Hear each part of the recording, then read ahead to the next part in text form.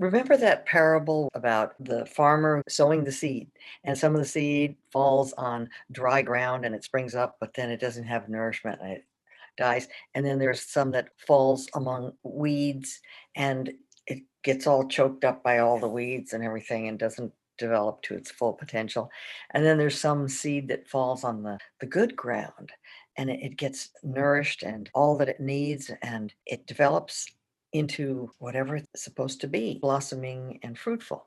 And so I remember when I used to listen to that parable and I used to think to myself, yeah, some people, they're just lucky they got landed in the right family with the right nourishment, the right training and everything. And those were the lucky ones who got the good breaks.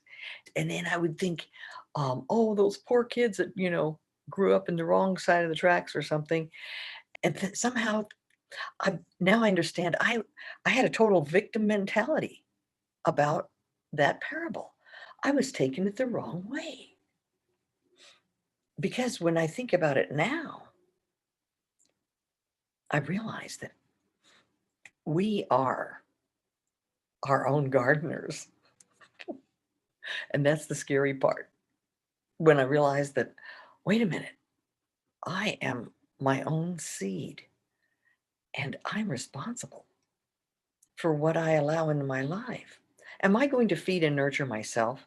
Or if I'm gonna like be codependent and put myself last in every situation and then shrivel up into a little thing, that's like I'm not getting water, right?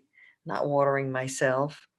Or am I going to allow myself to be among weeds, things that strangle the life out of you, like toxic people, individuals that suck the life out of you and just demand all your attention and or you can't say no to distractions or fun things just to get your mind off things and then you end up being all wound up by the weeds that entangle our minds.